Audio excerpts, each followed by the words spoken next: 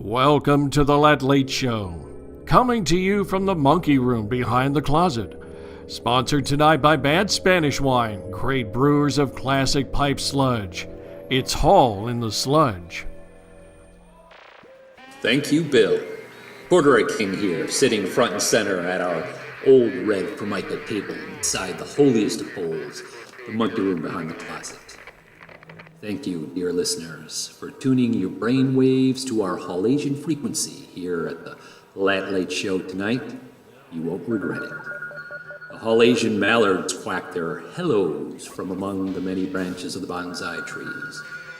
We have quite a nostalgic show for you tonight, so keep one tissue free. But first, word has come in that we've received a further update on the poor soul Eddie Rabbit, aka the White Rabbit's progress to someplace else. It appears that righteous Asian, Cat Chow, seems to have taken quite a shine to our very good friend, Eddie.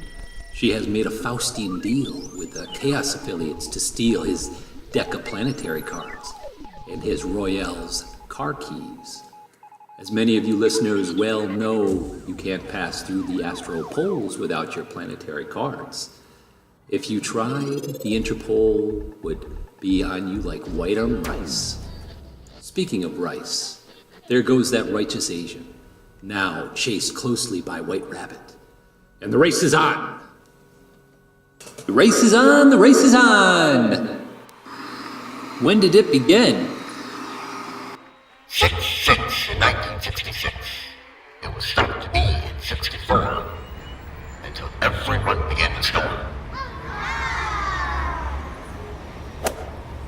Right you are, oh Logos man. I think I'll go and buy a fan.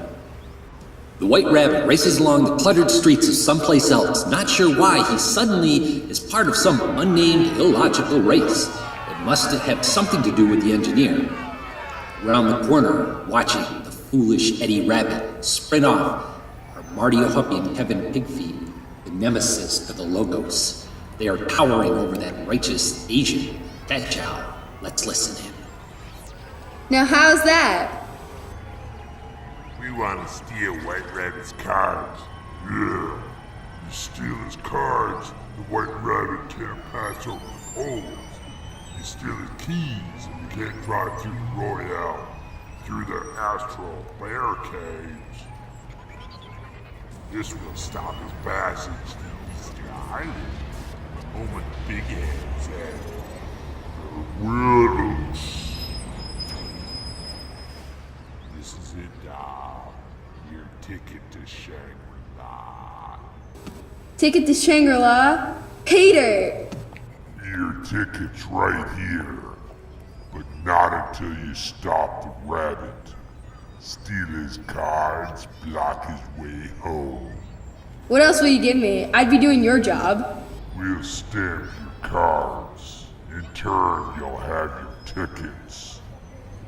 And you can't get to Shangri-La without your stamp.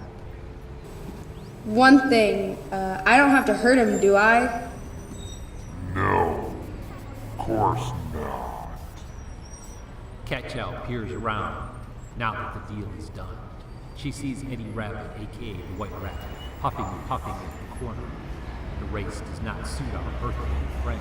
Good news for that righteous Asian, because in just a few quick strides, she reaches him and snatches the car keys from around his neck. Stop, key thief! The race has just begun. Follow me, White Rabbit. Cat Chow speeds ahead like a supercharged V8. Eddie can barely keep up, huffing and puffing. The sweat drenches his purple-colored corduroy jacket. Come get the key that belongs to thee, you turkey. Stopping briefly at the corner to catch his breath, Eddie turns to an old man wearing engineer cap and coveralls, who's walking a small bulldog. Where will she go? Beyond the trees, standing among the turkeys. Turkeys? Peter, Easter Island. Eddie arrives at the docks and peers across the inky blackness of the sea of someplace else. Oh, hate boats? Despite our hero's fear of the sea, he jumps a vessel heading west to Easter Island, far off in the distance. Arriving ashore on a desert island home of a mythological character known as the Wilks, Eddie Rabbit kisses the sandy ground, thank the Logos he arrived across the horrible sea in one piece. Well, almost in one piece. He left several chunks of a hamburger he had eaten at the Bad Spanish Wine Bar earlier that night in the toilet of the vessel. Sweet! Eddie sees the righteous Asian cat-chow disappearing into the dark trees of Easter Island. That damn turtle-necked Asian? Follow me beyond the sea and the trees to the turkeys. Cat-chow has paused at the opening of the dark forest to taunt our hero, but then quickly disappears into the shadowy depths of the trees. Eddie feels a stark terror just looking at those dark trees with branches reaching out like boogeyman arms. At last, he relents and races through the darkness. After several untold moments, he rides in a clearing with mountains of big heads. These mountains of big heads look strangely like the actress Linda Hamilton. Lloyd, check it out. Hello, friend. Hello, boy. How you doing? A dwarfish man dressed in cabbage leaves, wearing a tarnished crown, comes wandering down the huge steps that led from Big Head Statue. Who are you? Why? I'm the Cabbage King. Ruler of these parts. Who be you? White Rabbit. Eddie Rabbit. The turtle-necked Asian. Did you see her come this way? To hell with her. Let's have some pigs in a blanket. Oh, no thanks. I'm Jewish. Aha. Right as rain. Not kosher, eh? Something like that.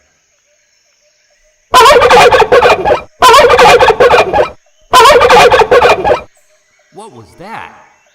That was the Wilks, a mythological creature that comes from the collective unconscious of the Logos. She runs buff naked through Easter Island with the live dead turkeys under her arms. The Wilks? The Wilks, you say? Eddie starts moving toward the dark woods again, remembering Cat-Chow and his keys when the Cabbage King snagged his collar. You don't want to go in there. I'm not going in there. Well, where the hell are you going? I'm going over here. Eddie walks to a heavenly glow among the dark trees. Tacked to the trunk of a large oak tree are glowing gun belts, six-shooters like in the Old West films Eddie watched with his old man back on Earth. On the branch just above those belts are a pair of bright pink dingo boots sitting leisurely. Dingo! Wow, the gun belts and boots of the famous outlaw interloper, Dingo. Eddie had heard his share of wild tales across the shortwave radio from the Late Show on many occasions regarding this outlaw. Eddie always liked the idea of being an outlaw himself, and maybe he was now that he passed over the astral poles to someplace else. He didn't have an outlaw's gun belt or boots, though. So these are the famous Dingo guns and boots. But as Eddie reached out to snag the gun belts, the boots collapsed on his head, knocking him silly, like some karmic watchdog. Wake up, young feller. She's almost here. The Wilks. Wake up! Wake up!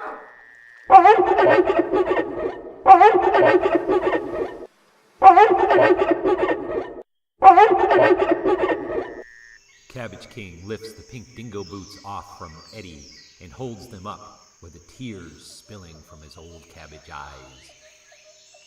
Dang shame. Oh, what is? The Chaos Affiliates.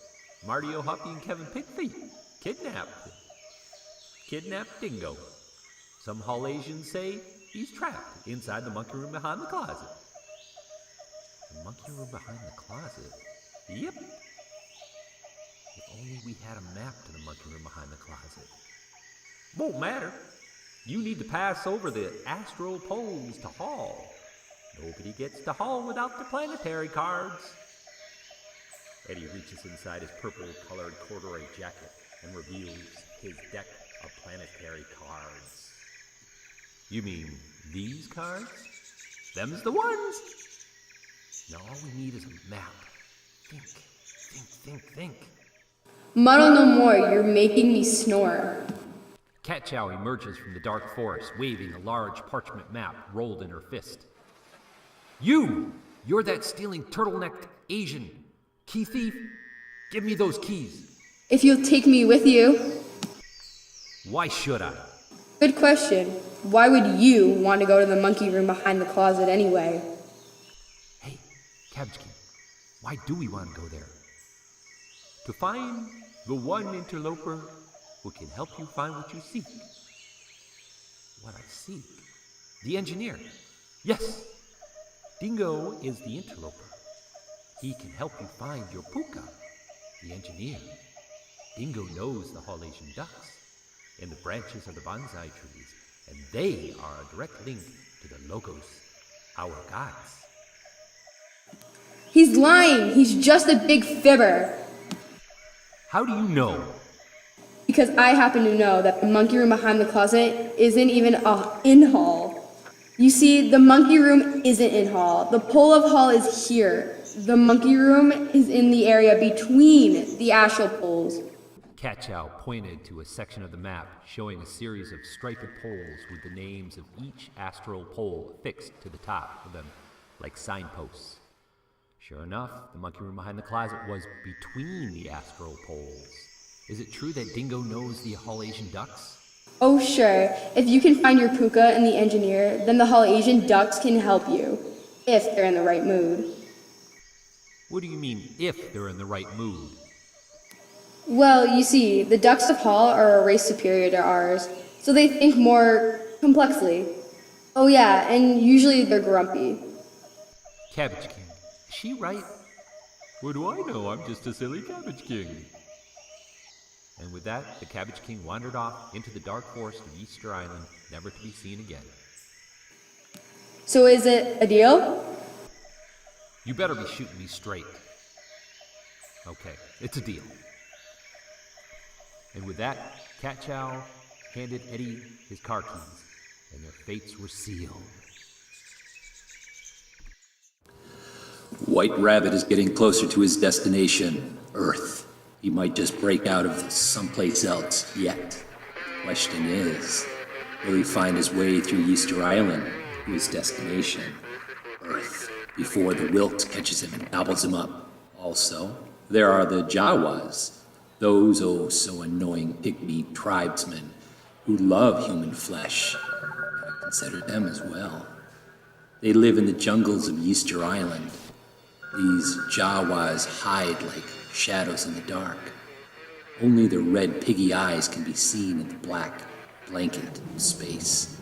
Can Eddie survive these perils? A question to be sure. But for now, we here at the Late Show would like to put those frightening thoughts to bed. For now, let's revisit a more nostalgic time from past episodes. For those listeners who are now and only tuning into our brainwaves here at the Late Show, the Corduroy King, that's me, would like you to know that this program has always been meant as a kind of assistance to those of you traveling among the astral poles. Many of you have your planetary cards safely tucked into your jacket or pants pockets and know your way among the astral planes. Many more are lost with no cards to speak of. Normal humans, for one reason or another, have wandered off the sane reality grid into our realm of the bizarre, might not have their passports so accessible. Never a good thing, since Interpol are very unforgiving. The Logos Man and I are here to help guide you back to the poles of origins. In following this train of thought, tonight we've received an oh-so-special transmission from one of our favorite interlopers, the Reverend God's Vet. The God's Vet, not unlike the elusive engineer, has traveled far and wide on that old night train of thought. He now sends us a transmission from one of our most famous beacons, Lloyd's Diner.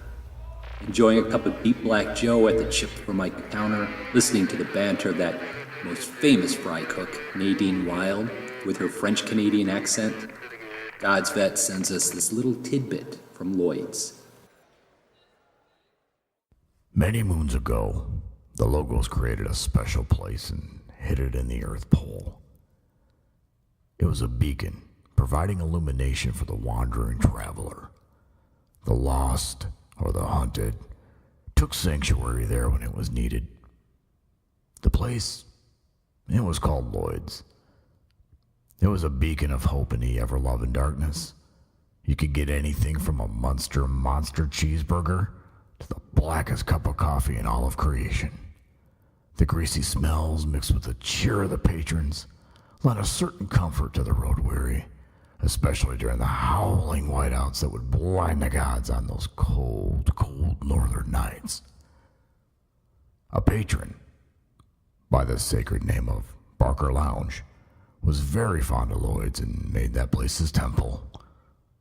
Barker Lounge sent many scared and lonely souls to the steps of Lloyd's, giving them a sense of faith when they had strayed too far.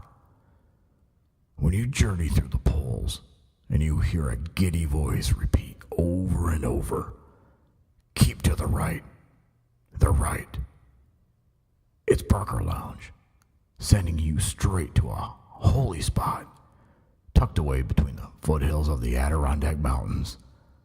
Remember the name of that cherished place?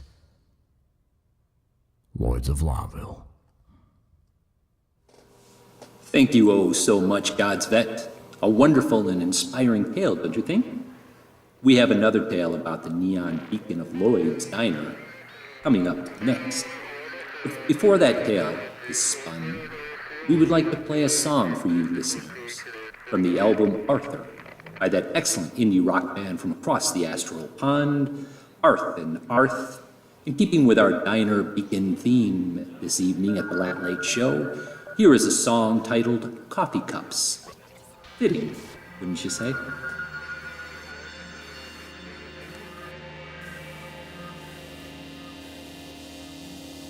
I slept, I awoke to ask anymore. Wouldn't do the kindness which we both spoke of. She said yesterday, drill down any soul, see what it is made of. Garnish it in self-love. And what it seemed, oh, green is etched. Time mumbled bored. We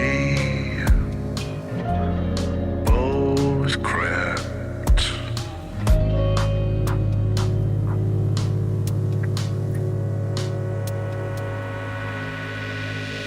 I cough, she awakes. Cold time, shower stalls. Water drowns all our hope.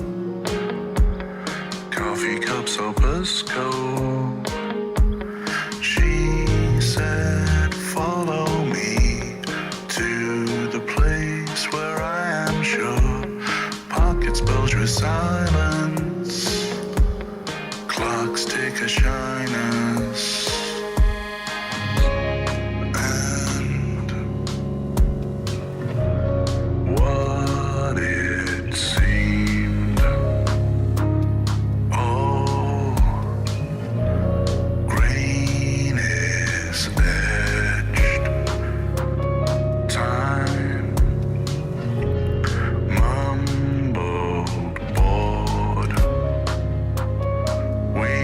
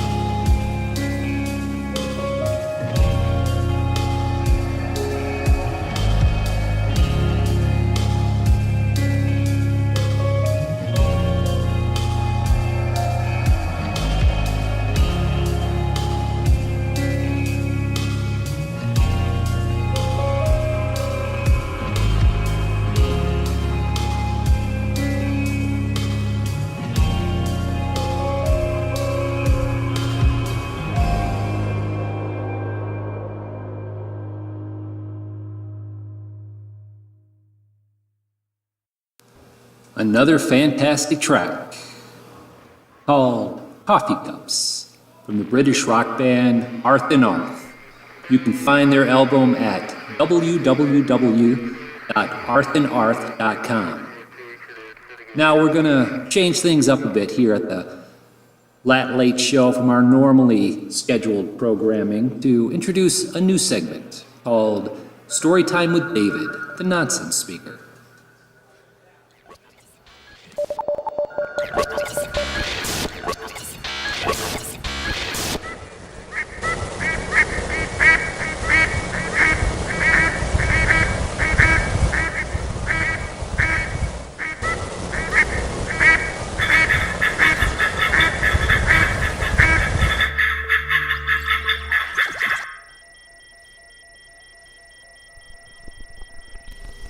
What's that?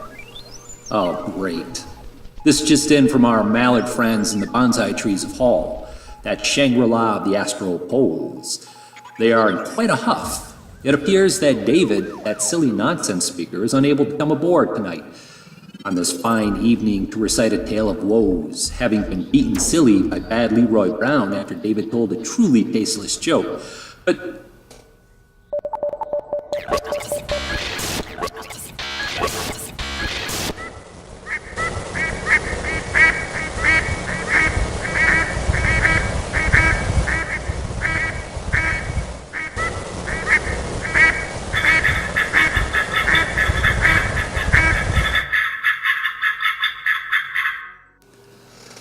we're getting a final transmission from the Mallards.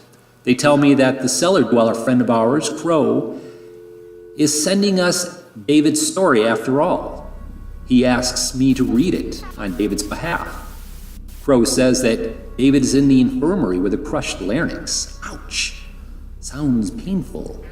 As I understand it, that silly nonsense speaker actually used to work as the cosmic janitor at the old Lloyd's Beacon Diner years ago. Here's a rather haunting tale from our very own David of the Bad Spanish Wine fame, read by yours truly. Storytime with David. Once, when I was just a teen, I worked in Lloyd's Diner.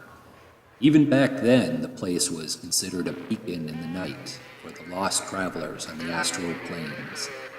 Firmly placed on its stone foundation, the diner's bright red and blue squiggly neon sign pulsed out good times. Any travelers who come into town from the west or east could see the bright neon sign of Lloyd's Diner, waiting like an old pal to give you a hug. I was just a young fella then, and my ma worked the grill. Nadine Wild was the talk of the poles. She could serve 100 patrons with a single flip of her spatula. Grease popped and squealed on that massive grill. Deep black gherkin brewed non-stop on the pots. It was the strong black gherkin as much as Nadine's witty repartee that kept the clientele coming. But this story, the story I want to tell you, happened one night while I was mopping up the joint.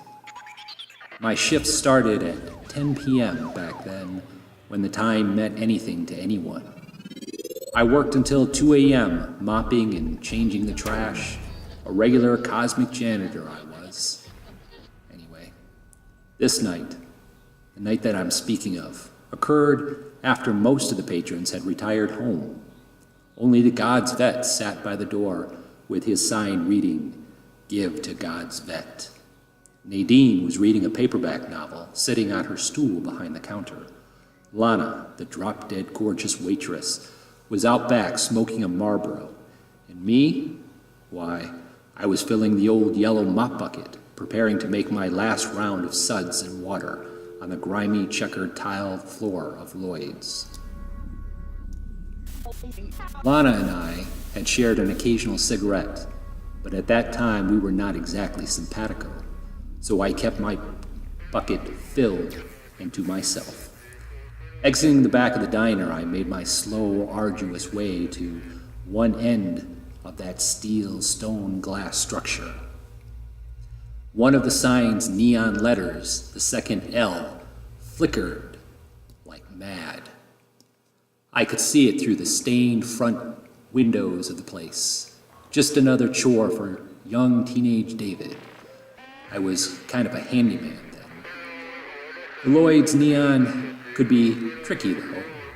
I was thinking about which tools I would use to correct that flickering letter L when the door at the end of the diner opened and a shadowy figure emerged. Maybe emerged isn't dramatic enough to explain how the stranger entered.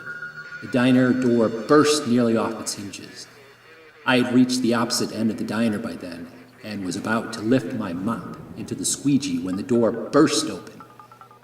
I had realized how wet it was out that night, having spent 3 of my 4-hour shift inside the diner, but this fellow was soaked to the bone, as if maybe he'd traveled out in the night for days, maybe longer, in nothing but hurricane weather.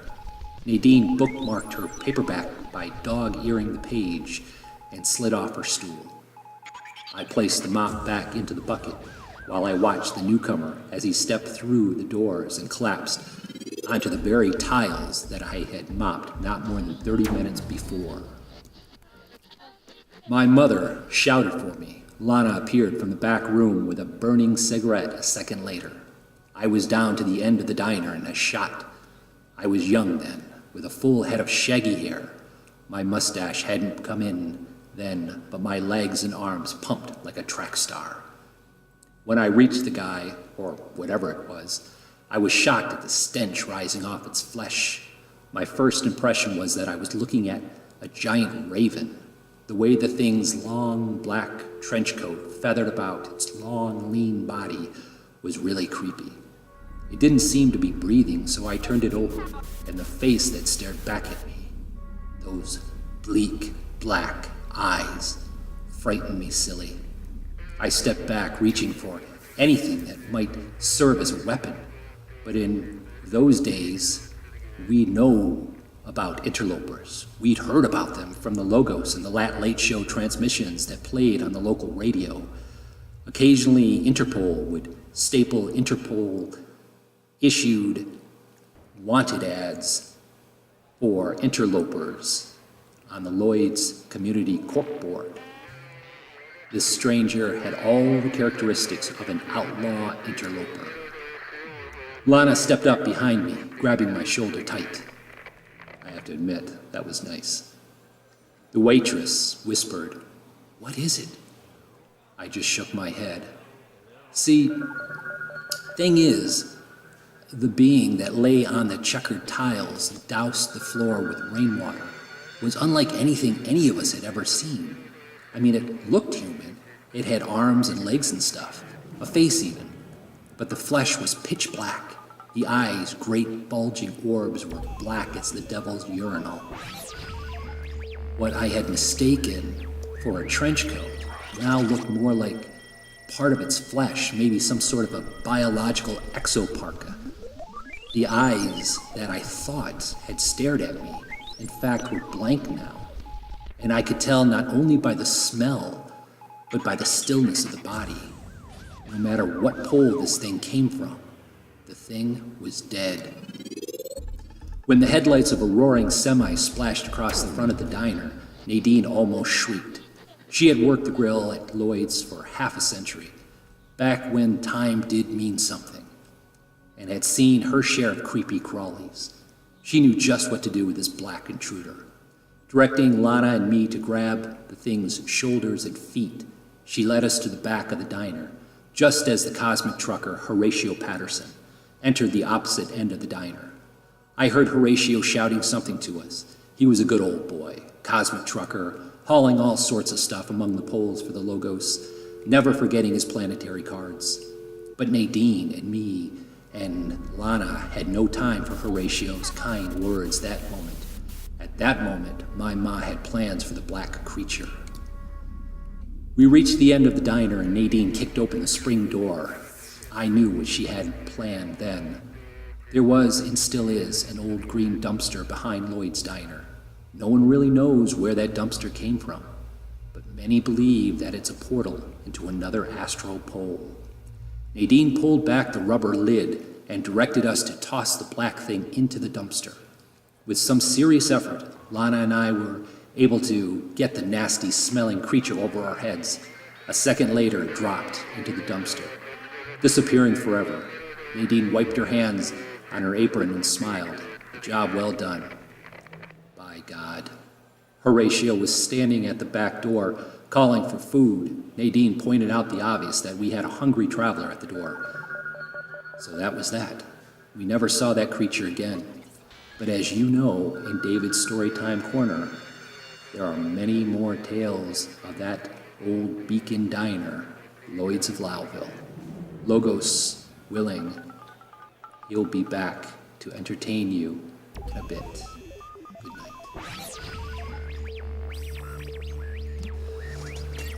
Thank you for that little tale, David. Very, very nice. Always the great nonsense speaker, that David. We all wish you well, and I hope you get better soon, my friend. I know Leroy Brown can be rather abrasive after he spent all day lassoing swine of prairie plains. Get well soon, David. And a great note to end on, I think.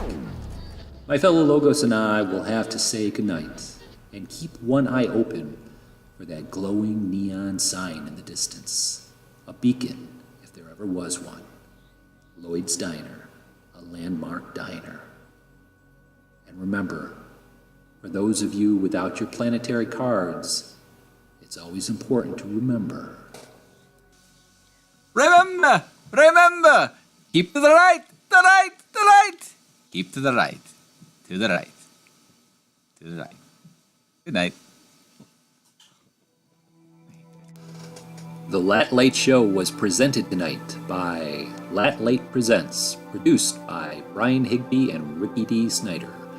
The special musical section tonight was the song Coffee Cups from the debut album Arthur by British rock band Arth and Arth, featuring Tim Riley on bass. It's a collection of glorious, dark, uplifting, angry, luscious, and wayward songs in the vein of 60s singer-songwriter compositions distorted through a digital lens. The album is dedicated to their grandfather, Arthur, who served in the Royal Air Force during the big one in World War II. Arthur spent his latter years tinkering away in his attic workshop. Sounds like we Logos and Arthur would have gotten along just fine. Please visit the brothers' website at www.arthandarth.com. Our wonderful logo banner was created by Ed Yancey. Additional music was provided by Ricky D. Snyder. You can listen and purchase his albums through thefirsthour.bandcamp.com. If you like what you heard on this podcast this evening, you can also follow us on all social media: Facebook, Twitter, Instagram. You can also visit our Amazon website at www.amazon.com/Brian-Higby. You can also, if you're so inclined, donate to the cause by visiting www.patreon.com/The Lat Late Show and donate as little or as much as you like. Sky's the limit. Thank you. And The Lat Late Show is copyrighted Brian Higby, Rick Snyder, 2017.